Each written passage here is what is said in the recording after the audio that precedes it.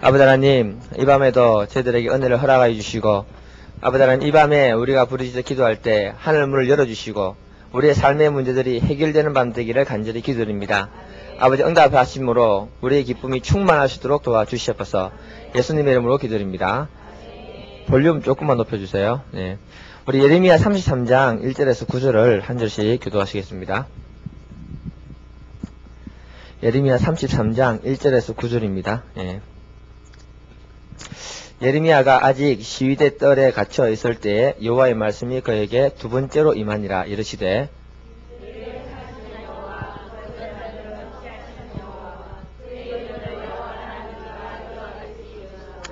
너는 내게 부르시더라. 내가 내게 응답하겠고 내가 알지 못하는 크고 은밀한 일을 내게 보이리라.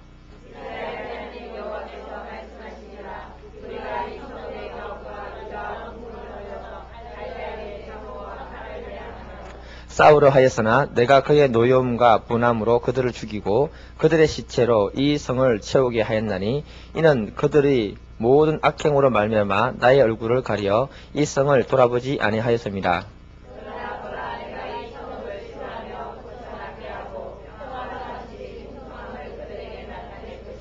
내가 유다의 포로와 이스라엘 포로를 돌아오게 하여 그들을 처음과 같이 세울 것이며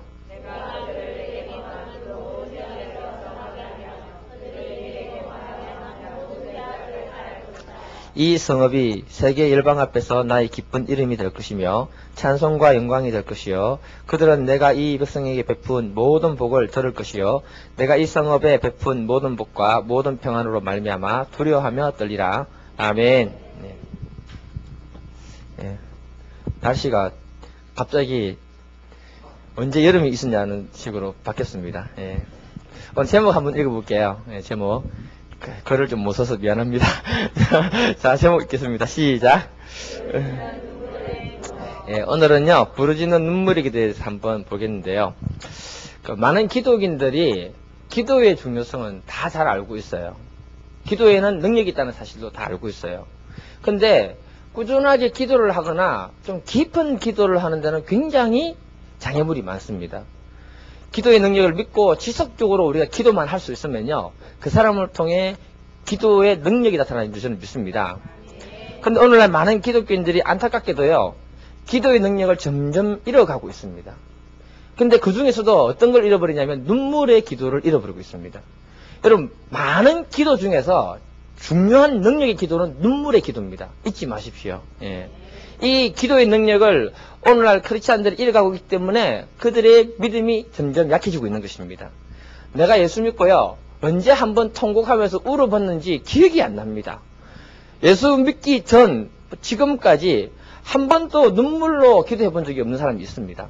어떤 사람은요, 뭐냐면 많이 기도를 하지만 지금까지 오면서 10번 이상을 이렇게 눈물로 흘려보면서 기도를 해본 사람도 없는 사람이 있습니다. 물론 매일 기도할 때마다 어떻게 눈물 흘리면서 기도를 하겠습니까? 예. 근데 이 눈물의 기도는요, 강팍해진 내 심령을 깨끗하게 정화시키는 능력의 기도입니다. 눈물의 기도는요, 닫혀져 있는 하늘 문을 열 수 있는 강력한 기도라는 사실을 기억해야 됩니다. 이 눈물의 기도가 회복이 되면요, 우리의 입술에 찬양이 터져 나오고요, 우리의 믿음이 회복되어집니다. 작년에 아버지 학기를 통해 가지고 아버지들이 자신의 문제를 보고 눈물을 좀 흘렸습니다. 그 눈물이요, 부부 간의 관계를 회복시키고 부모와 자식 간의 자석이 아니고 예, 사투리 안 쓰려고 했지만 어쩔 수 없습니다. 경상도 예. 자석들아 부모와 자녀 간의 그 문제도 해결해주는 능력이 눈물의 기도가 있습니다. 그래서 이 눈물의 기도가 그 아버지에게는 희망이 되고 새로운 도전을 주는 놀라운 능력이 되는 것입니다. 우리가 자신이 한번 기도하면서 성령의 감동을 받아서 심령의 은혜가 있어서 눈물로 기도하게 되면은 먼저는 자기 안에 큰 은혜를 받게 되고요, 그 다음에는 다른 사람에게 큰 감동과 은혜를 주게 되는 것이 눈물의 기도입니다. 이 눈물의 기도는요, 하나님의 보좌를 움직이게 하는 강력한 능력이 되기 때문에 우리가 이 기도를 잘 할 수 있어야 됩니다. 독일의 종교개혁자인 마틴 루터가 뭐라 했냐면요, 개와 마귀는 우리가 엎드리면 도망을 간다 했습니다. 왜냐면은 개는 돌멩이를 주는 줄 알고 겁이 나서 도망을 가고, 마귀는 엎드리는 순간에 기도하는 줄 알고 놀래서 도망간답니다. 요즘 엎드리고 주무시는 분이 많은데 이 말이 무슨 말이냐, 아무리 사나운 개라 하더라도요 돌멩이를 주우면은 개는 두려워한다는 겁니다. 마귀도 아무리 능력이 있어도 예수 믿는 사람이 하나님 앞에 엎드리는 걸 보면은 하나님으로부터 능력이 나오는 걸 보고 무서워서 도망을 가게 된다는 것입니다. 그래서 기도만큼 강력한 것은 없다는 사실을 믿으시기 바랍니다. 우리가 정말로 하나님 앞에 엎드릴 수만 있다면은요, 지금 내 현재의 어떤 어려운 문제에 봉착했을지라도 능히 헤쳐나갈 수 있는 힘과 능력을 누가 주신다? 우리 주님 주시는 것입니다. 그래서 우리가 평소에 드리는 기도 중에 묵상 기도도 중요하지만 때로는 눈물로 부르짖는 기도가 굉장히 중요한 것입니다. 하나님이 우리가 눈물로 부르짖어 기도할 때 간절함이 하나님께 전달이 됩니다. 그 간절함은 하나님 받으시고요, 그 속에 능력으로 역사하시게 되는 것입니다.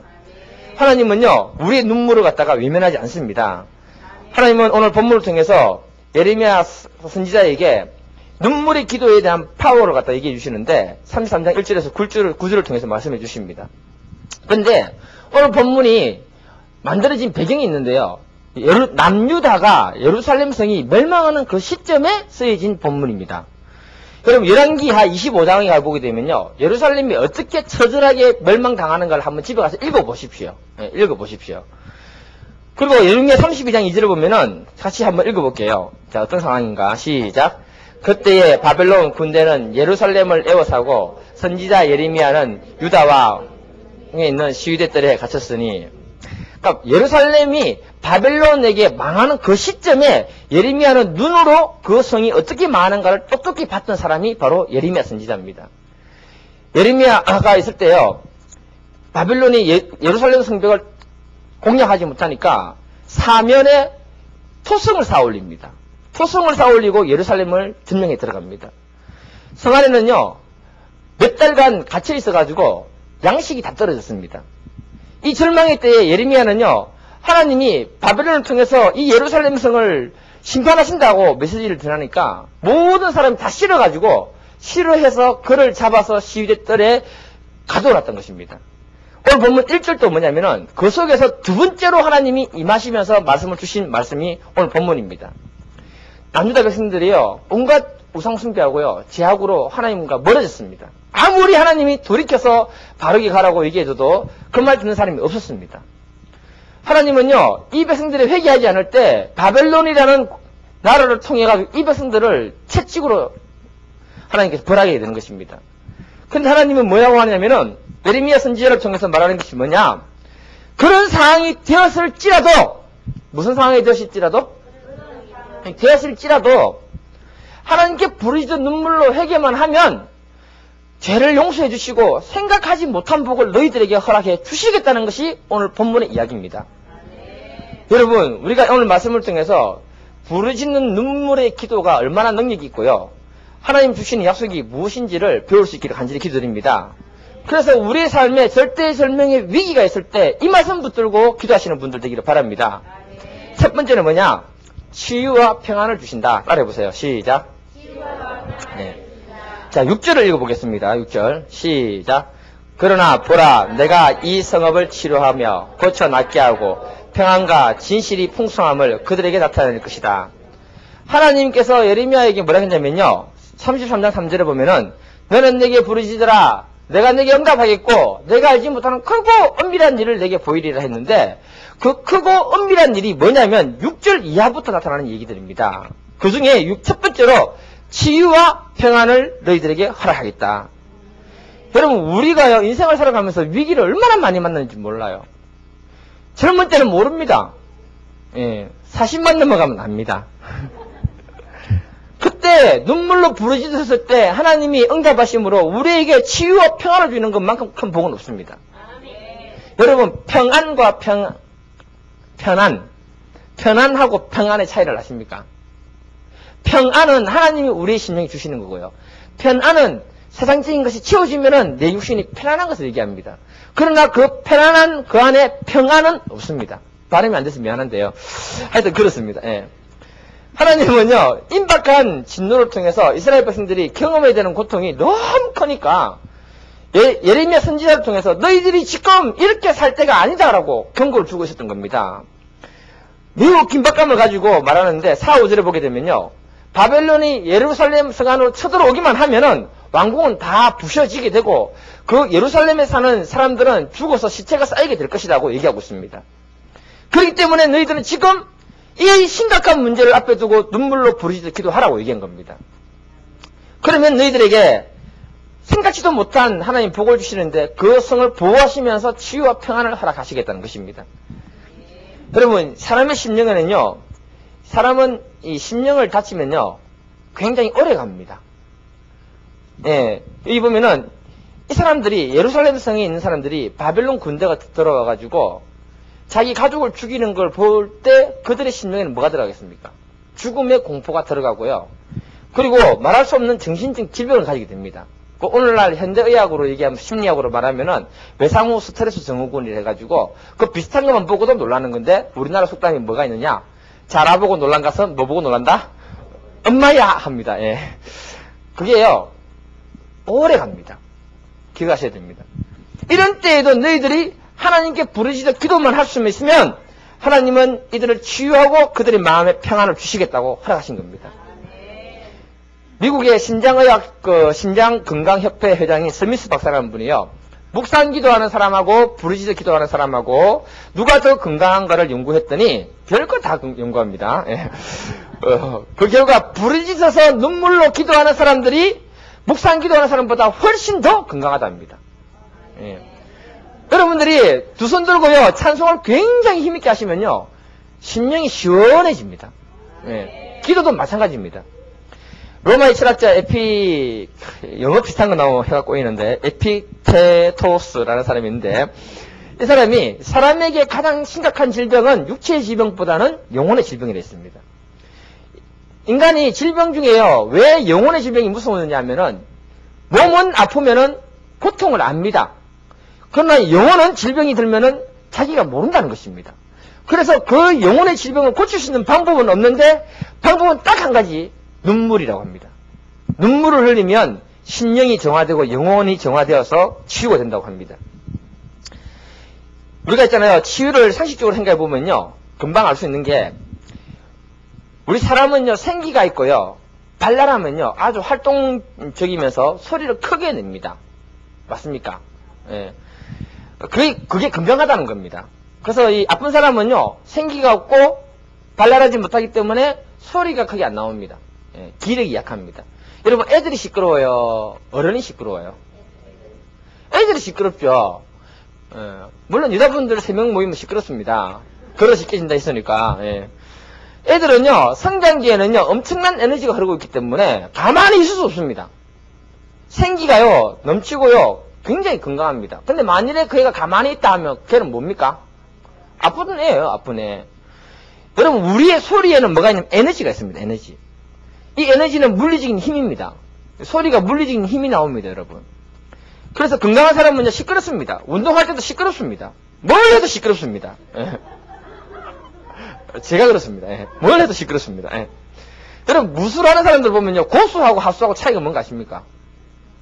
기합 소리입니다, 기합 소리.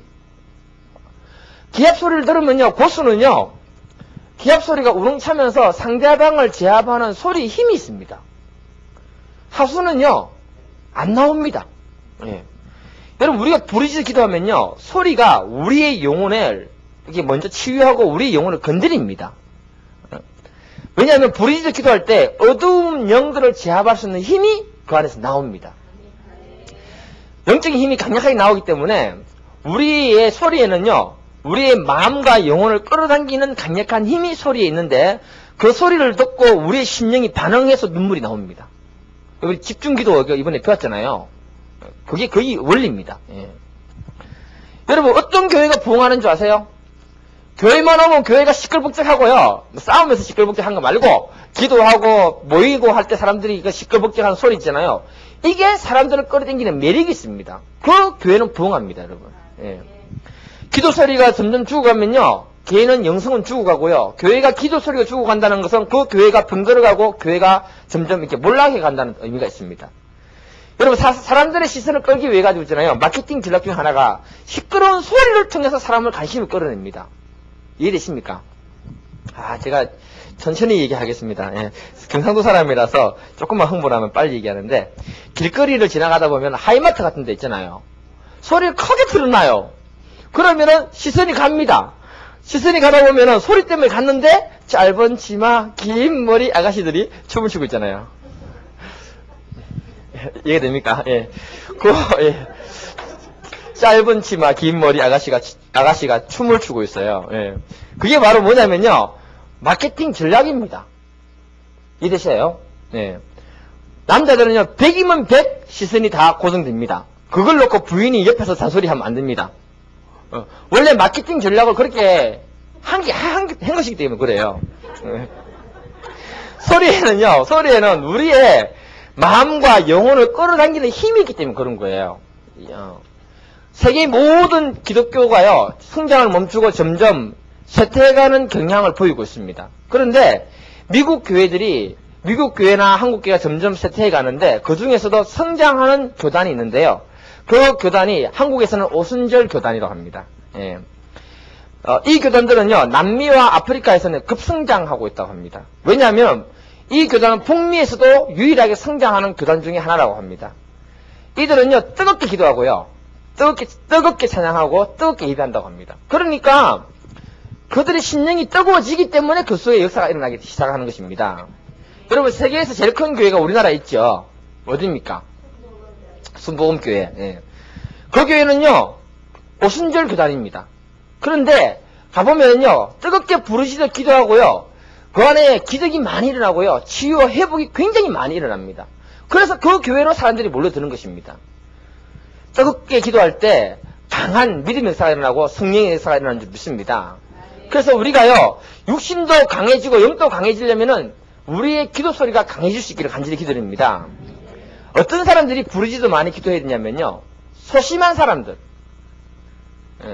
그 다음에 소심한 사역자들은 밤낮으로 부르짖어서 소리의 영향을 굉장히 크게 해야 됩니다. 소리라는 것은 물질계에 속하면서도 우리 영혼과 깊이 관련되어 있다고 얘기했죠. 소리는요, 영혼과 육체를 서로 연결해주는 매개체입니다. 여러분, 왜 무당들이 징치고 징뜨고 딩딩딩 치는 거 아세요? 소리를 통해서 영과의 매개체를 하는 게 소리입니다. 그 징치고 뭐 이게 톰 잡고 시끄럽게 하잖아요. 그게 다 그 영과의 매개체 역할을 하기 때문에 그런 거예요. 그래서 뭘 해야 되냐면은, 소심한 사람들은 대부분의 소리의 용량이 적습니다. 소리 용량이 적기 때문에 소리 큰 걸 좋아할까요? 싫어할까요? 싫어합니다. 그래서 조용한 곳을 골라갑니다. 자꾸. 성향이 그래 됩니다. 그러니까 더 소심해지는 거예요. 다시 말해서 소리 용량이 적은 사람은요, 소리에 대한 적응력이 떨어져가지고 조금만 큰 소리가 나도 심장이 벌렁벌렁 거리는 겁니다. 예, 그렇습니다. 예. 이런 사람들은요, 다른 사람들의 말에 상처를 쉽게 잘 받을까요? 안 받을까요? 소리 용량이 적은 사람은요, 잘 받아요. 좀 강한 말을 들으면요, 그 말에 주눅이 들고 상처 받는 거예요. 근데 통성으로 부르짖어 기도하고요, 눈물로 기도하는 사람들은요, 그 안에 소리 용량이 점점 커지기 때문에 자기도 모르는 사이에 담대한 믿음이 생기고 담대한 소리가 생기는 겁니다. 그래서 뭐냐면은 어지간한 소리에 상처 안 받습니다. 왜? 내 목소리가 더 크거든. 이해됩니까? 그래서 뭐라 하면은 내가 더 크게 뭐라 해버리니까 상처 안 받습니다. 예. 뭐 또 그렇게 하라는 게 아니고요. 예. 제가 터키에 선교사로 갔을 때요, 2개월 동안에는 요셉 마리아 선교사님과 같이 살았거든요. 그리고 쫓아내시더라고요. 소습했는데, 그래도 어디로 갔냐면은 학생들이 사는 기숙사로 갔어요. 그곳에서 7개월 동안 같이 살았었는데, 지금 제 사무실보다 조금 큰 방에 6개의 그 침대를 2층 침대로 해서 6명이 같이 살았어요. 캐비넷 빼고 나면 조그마한 공간이 나오는데, 자기 전에 꼭 기도를 해야 되잖아요. 습관화되어 있으니까. 근데 이거 보통 통성으로 크게 기도했는데, 거기서 꼼지락 거리는 소리를 하면서 기도하려 하니까 기도가 잘 안 되는 거예요. 근데 더는 뭐냐면 애들이 니 뭐 하는데 자꾸 기도를 굉장히 방해를 하는 거예요. 기도가 안 돼요, 기도가. 기숙사에서 이렇게 생활하다 보니까 거기가 이슬람의 영들이 강하잖아요. 기숙사 안에. 악한 영들이 그곳에 가득하니까 내가 기도를 속 시원하게 못하니까 2달이 지나고 난 다음부터는 뭔가 모르는 것에 눌림을 당하는 거예요. 굉장히 눌림을 크게 당하더라고요. 그래서 그 기숙사 건물 어디에 골방 비슷한 게 있어서 통수로 마음껏 기도할 수 있는가 한번 다 뒤져봤는데 아무도 없어요. 근데 지하실에 딱 내려갔는데 기숙사 지하실이 굉장히 넓어요. 이것 최소한 이것보다 넓은 공간이 있어요. 아무것도 안 하더라고요. 근데 무슨 생각이 딱 들었냐면은 그래 여기서 태권도 하면 되겠다. 그래가지고 도복 가지고 갔잖아요 제가. 예, 까만띠 가지고 가가지고는 태권도를 해야겠다. 태권도 하면서 기합을 넣는데 기도하면서 기합을 넣으면 되겠다. 속 시원하게 해야겠다. 그리고는 도복 입고 운동을 하니까 사람들이 모르잖아요. 내 마음에는 이 더러운 악한 영들아 예수 이름을 명하는 따라가라 하면서 크게 기합을 넣어서 이렇게 운동을 하는데 너무 재밌는 거예요. 소리가 크면 주위의 사람들에게 시선을 주목을 받는다 못 받는다? 학생들이 오더라고요 몇 명이. 그래서 그거 배울 만한 거냐고 하길래 대련하자면서 내가 대련 한번 2번 해주고 나니까 호담 선생님 이러면서 이제 배우겠다는 거죠. 그래가지고 전도할 겸 해서 태권도를 가르쳤어요. 기숙사에서 7개월 가량 태권도 하면서 기합을 넣으면서 하니까 내 마음에 시원하게 빵 뚫리면서 있잖아요. 영적으로 눌리는 현상이 한 번도 없었습니다. 여러분 이 소리에는 어마어마한 에너지와 파워가 있습니다. 믿으시길 바랍니다. 악한 영들도요. 우는 사자와 같이 자 우는 사자는 소리 냅니까 안 냅니까? 소리 내면서 왔다가 그것에 두려워하는 자들을 삼키는 겁니다. 그런데 그것보다 더 큰 소리로 기도할 때요. 악한 영들이 와서 두려워하고 도망가게 되는 것입니다. 우리 안에 그런 영적으로 강력한 기도를 할 수 있는 사람들이 많아지기를 간절히 기도드립니다. 그러면 어두운 영이 떠나가고요. 내 영이 건강하면 육신도 건강해지는 그런 기적을 보게 되는 것입니다. 예레미야 33장 6절을 보면 남유다 백성들이 부르짖어 기도하면 하나님이 그 성읍을 치유하신다고 약속을 주셨기 때문에 이 치유의 약속이 오늘 우리의 것이 될 줄 저는 믿습니다. 어떤 분이 부르짖어 기도해야 된다고요? 소심한 사람, 두려운 사람, 기도 중에 잡생각이 많이 나는 사람, 건강이 좋지 않는 분들, 영적인 용사가 되기를 원하는 분들은 반드시 부르짖어 기도해야 됩니다. 2번째는요, 죄사함을 받는다. 따라해보세요. 시작. 예레미야 33장 7, 8절을 한번 읽어볼게요. 7절하고 8절. 네, 시작.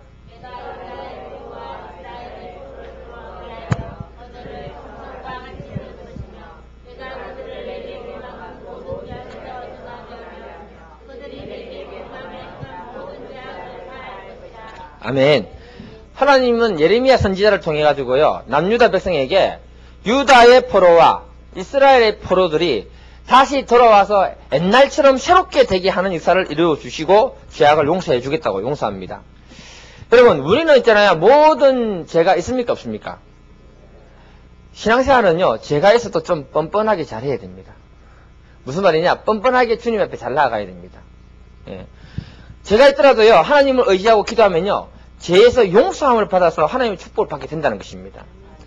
여러분 우리 개인의 죄뿐만 아니라 교회의 죄, 민족의 죄를 놓고요 지도자들은 굉장히 기도를 많이 해야 됩니다.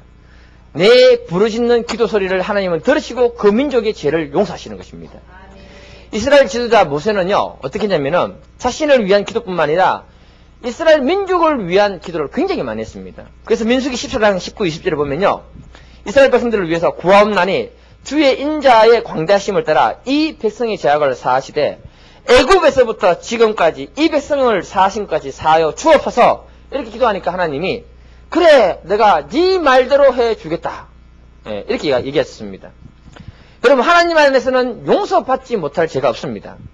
시편 103편 2, 3절을 보면요 다윗이 뭐라 했냐면 내 영혼아 내가 여호와를 송축하며 그의 모든 은혜를 잊지 말지어다. 그가 내 모든 죄악을 사하시며 내 모든 병을 고치시며 라고 말합니다. 자 여기 보면요 죄사함은 곧 뭐하고 연결됐다요? 질병 치유와 연결됐습니다. 여러분 우리 인생이 불행해진 것은요 죄로 말미암아 그렇습니다. 죄로 말미암아서 저주가 왔습니다. 죄로 말미암아서 우리는 에덴의 행복을 잃어버렸습니다. 그래서 하나님은요 죄사하면 저를 우리에게 주시는데 이 죄사함의 은총을 통해서 우리의 모든 것이 다 회복되게 되어 있습니다. 그럼 우리가요, 요한일서 1장 9절을 한번 읽어볼게요. 요한일서 1장 9절 시작. 만일 우리가 우리 죄를 자백하면 그는 미쁘시고 의로우사 우리 죄를 사하시며 우리를 모든 불의에서 깨끗하게 하실 것이요. 하나님께 기도하고 나아가면요, 하나님 모든 추악한 것을 다 용서하신다고 합니다. 여러분, 우리가 있잖아요, 이 죄사함의 은혜를 받을 때 구원을 받을 수 있습니다. 여러분, 기억해야 되는 게 뭐냐면요, 러시아의 대문호 톨스토이가 뭐라 했냐면은, 하나님은 우리를 죄에서 해방하기를 원하시는데 인간은 하나님 앞에 회개하는 것이 굉장히 인색하다고 했습니다. 여러분, 우리가 죄사함이 없이는 구원이 없습니다. 이 구원은 뭐냐면요, 죽어서 천국 가는 게 구원이 다가 아닙니다. 제가 강조하는 건데요, 죽어서 천국 가는 게 구원이 다가 아닙니다. 그럼 뭐가 구원이냐면요, 그것 플러스 이 땅에 살면서 내 삶에 구원받아야 되는 문제가 굉장히 많습니다. 그 구원까지 같이 하나님이 허락하시는 겁니다. 여러분, 그래서 영어의 그 구원을 보면요, salvation이라고 하는데, salvation이라고 하는데, 이 단어가 유래된 게 뭐냐면은, 구하다, save하고요, 그 다음에 고통을 가라앉히다고 사용되는 serve라는 단어가 있는데요, 이 두 단어에서 유래된 게 salvation, 구원이라고 합니다. 그러니까 하나님은요, 우리가 이 땅에 있는 이 문제도 구원해 주시기를 원하는 게 하나님 아버지의 마음이라 사실을 기억하기 바랍니다. 그래서 우리는 부르짖어 눈물로 기도할 수 있는 믿음이 있어야 되는 겁니다. 한국 교회가요, 다른 나라가 한국 교회를 연구했는데요, 논문 중에 뭐가 나왔냐면은 한국 교회의 특징 중에 하나가 기도입니다. 기도. 예. 다른 나라에서 한국 교회의 기도 스타일을 조사했는데요, 두 개가 나오는데 하나는 통성기도. 통 안에서 기도하는 게 통성기도. 예, 통성기도하고요. 두 번째는요, 주여 삼창이라고 합니다. 이거는 외국에 없다고 합니다. 근데 이 한국교회가 왜 주여 삼창을 하면서 기도하게 됐는지 그 근거가 어디냐면요, 다니엘서 9장 19절인데요. 보면은 주여 들으소서, 주여 용서하소서, 주여 들으시고 행하소서. 여기를 근거해서 주여 삼창이 나왔다고 합니다. 그러니까 한국에만 있는 기도입니다, 이게. 그래서 이 평양에 1907년 평양 대부흥 때요, 미국의 맥큰 선교사가 선교 보고서에서 한국 사람들의 그 통성 기도를 듣고는 이렇게 기도에 대해서 소개를 했다고 합니다. 한번 들어보세요. 예배당 안은 기도합시다라는 말이 떨어지자마자 무섭게 하나님께 기도하는 소리로 가득했다. 예배당 안에 있는 교인들은 거의 모두가 큰 소리로 기도를 드리기 시작했다. 놀라운 광경이었다. 어떤 사람은 울고 있고, 어떤 사람은 하나님께 자신의 죄를 하나하나 나열하면서 용서를 빌었다. 모두가 성령 충만을 간구하고 있었다. 많은 소리가 있었음에도 전혀 혼란스럽지도 않았다. 모두가 일사불란했고 완전히 조화를 이루었다라고 얘기하고 있습니다. 여러분, 이 한국교회의 기도의 특징이 이겁니다. 그래서 한국교회가 순식간에 부흥하고 성장했던 것이 전 세계 역사상에 없는 유례의 역사가 한국에 있었던 것입니다. 여러분, 우리가요, 은혜 받고요, 성령님이 내게 임하시면요, 밋밋한 기도는 절대 안 나옵니다. 은혜 받으면요, 상수도가 터지고요, 하수도가 터지고요, 지하수까지 올라옵니다. 이게 무슨 말이냐? 위에서 눈물이 나오고요, 코에서 콧물이 나오고요, 지하수는 침까지 막 나와요, 이렇게. 그것도 모르고요, 은혜 받으면요, 혼자서 부르짖어서 기도하고 난리 칩니다. 여러분 보통 이성이 있는 사람들은요, 그런 기도 절대 안 합니다. 지금 여기서 하라 시키면 하겠습니까? 못 합니다. 근데 성령님이 임하시고 나를 사로잡으면 나도 모르게 그런 기도가 나오게 되는 겁니다. 예. 이런 기도를 한번 좀 해보면요, 내 영혼이 굉장히 시원해지고요, 모든 죄악을 주님이 다 용서했다는 믿음의 확신이 파도처럼 밀려옵니다. 제가 잊을 수 없는 기도가 있는데요, 이 상수도 하수도 지하수까지 터졌던 얘기가 있는데, 2005년도인가 우리 최기용 집사님하고 감리산 기도원에 갔어요. 저는 그때 답답했습니다. 그 사람도, 같이 가는 사람도 답답했습니다. 저는 왜 답답했느냐, 이제 신학교를 가야 되는데 나는 가면 안 될 것 같다. 하여튼 여러 가지 생각이 있었습니다. 그래서 거기 갔는데 기도를 좀 해야겠다면서 하나님, 그런데 정말 나 한번 회개하고 싶어요. 평소에 회개를 자주 했습니다. 그러면서 저를 불쌍히 달라면서 정말 회개하겠다는 것을 가지고는 회개의 영을 달라면서 주여 삼창을 쫙 하는데 저의 개인적인 체험입니다. 따라하지 마십시오. 했는데 하늘로부터 드럼통 같은 어떤 강력한 힘이 내 안에 쑥 들어왔어요. 그리고는 나도 모르게 그때부터 지하수까지 터진 거예요. 어린 시절부터 지금 그때까지 모든 제약이 다 생각나가지고 다 회개했습니다. 그런 일은 처음이었습니다. 평소에 회개를 많이 한다고 생각했는데 그건 내 생각이었습니다. 그런데 그렇게 하고 난 다음에 하나님이 영안을 열어주셨어요. 그리고 나서는 그때 당시 악한 영의 세계, 여러분 마귀하고 싸우는 거 나 봤습니다. 우리 목사님이 그때 마귀하고 싸우는 걸 봤어요. 영안을 열어주니까요, 영적인 세계가 어떤 것이고 오늘날 교회 다니는 크리스찬들이 얼마나 악한 영들에게 시달림을 당하고 공격받고 있는가를 그때 봤습니다. 여러분 예수 믿는다고 악한 영들이 안 괴롭히겠습니까? 예수 믿는 사람은 더 괴롭힙니다. 내가 강하지 않으면요 괴롭힘 당합니다. 그리고요 하나님이요 영들의 세계를 보여줬는데 부르짖어 기도하는 사람은 절대로 악한 영이 덤비지 못합니다. 제가 집회를 그때 집회 때 점심때인데요 사람들이 굉장히 많았는데 기도하고 눈 떠보니까요 정신 차리고 보니까 주위에 사람들이 아무도 없더라고요. 2시간이 지나갔어요. 나는 잠깐인 줄 알았어요. 그리고 주위를 보니까 내가 어떻게 기도했는가 보니까 빙빙빙 돌면서 기도를 했는데 애가 정신을 못 차리고 눈물 콧물 땀으로 있잖아요. 그 주위가 다 터져 있는 거예요. 난 그런 경험 처음이었습니다. 그런데 이때 하나님이 성령의 임자심을 통한 그 기도의 능력이 무엇인지를 깊이 체험했던 거예요. 그래서 저는요 어떤 목사님은 조용히 기도하라. 내가 영신교회 가니까 어떤 목사님은 내 앞에 있던 목사님은 기도하는데 왜 시끄럽게 하냐면 조용히 하라. 그런데 나는 권사님들에게 기도는 크게 하십시오. 그렇게 얘기했습니다. 중요합니다 여러분. 제정신 때는요 할 수 없는 기도를 성령이 임자시면요 사람을 상관하지 않고 이상한 기도를 하게 되는 겁니다. 그때 여러분은 하나님이 여러분들에게 제사함의 은혜가 무엇인지를 보여주시고요 여러분들의 삶의 문제를 보여주시면서 해결해 주시는 하나님이 누구신지를 경험하게 되는 겁니다. 제가 경험했기 때문에 그 기도를 여러분 하라는 것입니다. 이런 제사함의 은혜가 여러분들에게 가득하기를 간절히 기도드립니다.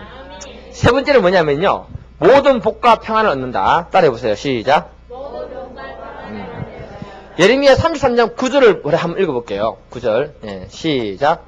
이 성읍이 세계 일방 앞에서 나의 기쁨이 될 것이며 찬송과 영광이 될 것이요 그들은 내가 이 백성에게 베푼 모든 복을 들을 것이요 내가 이 성읍에 베푼 모든 복과 모든 평안으로 말미암아 두려워하며 떨리라. 아멘. 이 말이 무슨 말이냐면요 너희가 부르짖어 기도하게 되면 그 문제 그 고통으로부터 해결해 주시는 하나님을 경험하게 될 것이다.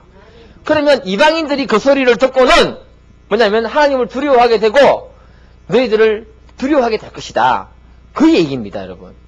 여러분 아이러니한 말 아닙니까? 지금 이 사람들의 상황은요 이스라엘 백성들의 형편은 상황과 형편이 곧 바벨론에게 멸망당하는 그 순간입니다.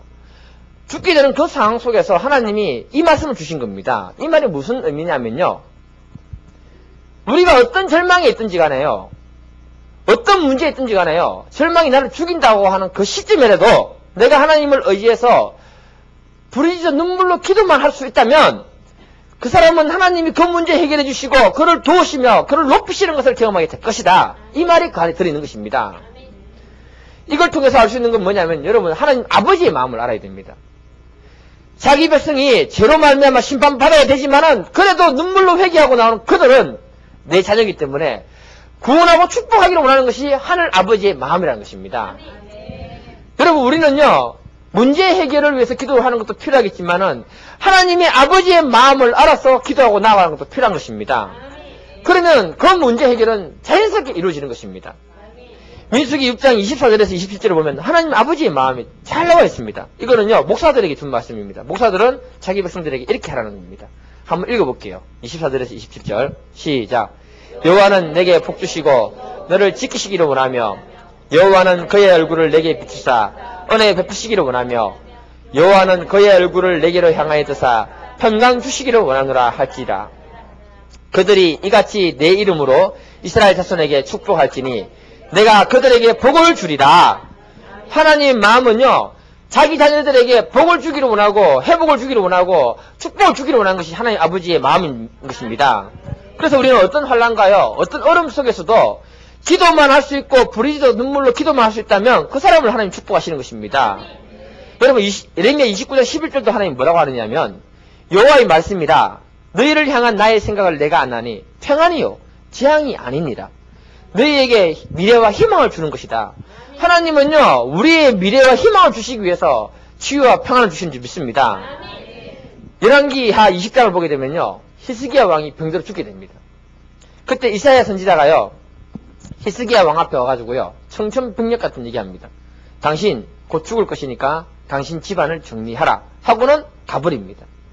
지금 여러분들이 이렇게 앉아있으니까 별로 그 말이 큰 충격을 안 오시겠지만 병들어 죽어가는 사람에게 니 내일 죽는다, 굉장한 충격입니다. 오늘날로 말하면요, 이사야 선지자가요, 목사하는데 완전히 뭐냐면은 시속 한 150km로 던지는 돌직구를 하나 던지고 간 거예요. 그 사람 마음에 한 대 맞아보세요. 죽어나지. 이 말에 한 대 맞은 히스기야 왕이 어떻게 했는가? 충격에 빠집니다. 그리고 히스기야 왕이 어떻게 했는지 하면 열왕기하 20장 2, 3절 한번 읽어볼게요. 시작. 히스기야가 낯을 벽으로 향하고 여호와께 기도하여 이르되 여호와여 구하오니 내가 진실과 전심으로 주 앞에서 행하여 주께서 보시기에 선하게 행한 것을 기억하옵소서 하고 히스기야가 심히 통곡하더라. 그 말 듣고요, 쉽게 말해서 목사의 그 돌직구를 듣고요, 백명기도를 들어가서는 하나님, 내가 하나님 앞에 잘한 것도 있잖아요, 잘한 것 좀 기억해 주세요 하면서 바짝 엎드려서 통곡하며 기도해 버렸습니다. 여러분, 무슨 말이 더 필요합니까? 이해되십니까 여러분? 하나님 불쌍히 해달라 하면서 통곡할 때요, 하나님이 이사야 선지자가 성읍을 나가기도 전에 응답하십니다. 4절 5절을 볼게요. 20장 4, 5절 시작. 이사야 성읍 가운데 여호와의 말씀이 그하여 시되 너는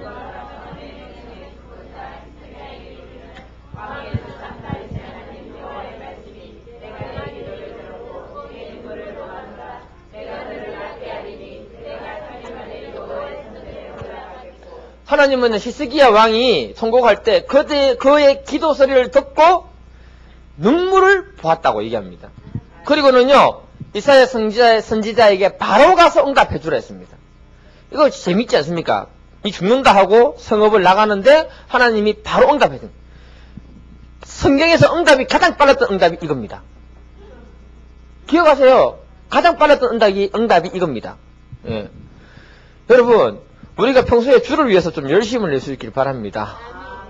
아니, 위기의 때에 히스기야 왕처럼 주여 나도 잘한 것이 있지 않습니까? 좀 기억해 주시옵소서 하고 통곡해야지, 맨날 사고치고 문제 일으키고 있다가 주여 불쌍히 여기시옵소서 하면은 그래, 그때 끝날까지 갈 때까지 한번 가보고 난 다음에 생각해보자. 주님 그럴 수도 있습니다. 예. 들립니까? 예. 히스기야 왕은요, 남유다가 우상숭배로 완전히 도배했을 때요, 성전을 깨끗하게 정리하고요, 우상을 다 버리고요, 하나님께 드려야 되는 절기가 잃어버렸는데 그 절기들을 회복시키고요, 이스라엘 백성들의 신앙을 새롭게 회복시키는데 자기의 온 마음을 다 투자해서 기억했는데 성공했습니다. 그래서 그는 하나님, 내가 하나님께 잘한 것도 있잖아요, 나를 불쌍히 여기달라고 통곡했을 때 하나님은 그의 응답을 바로 이루어주셨습니다. 여러분, 오늘 이 밤에도 여러분들이 정말 하나님께 마음을 다해서 기도하는 밤 되기를 바랍니다. 그러면은 하나님이 여러분의 기도에 응답하실 줄 믿습니다. 빌립보서 4장 6, 7절에 보면요, 아무것도 염려하지 말고 다만 모든 일에 기도와 간구로 너희 구할 것을 감사함으로 하나님께 아뢰라. 그리하면 모든 지각이 떠나신 하나님이 평강이 그리스도 예수 안에서 너희의 마음과 생각을 지키시리라. 아멘. 이 밤에 같이 기도하는 밤 되기를 간절히 기도드립니다. 예, 찬양하고 기도하겠습니다.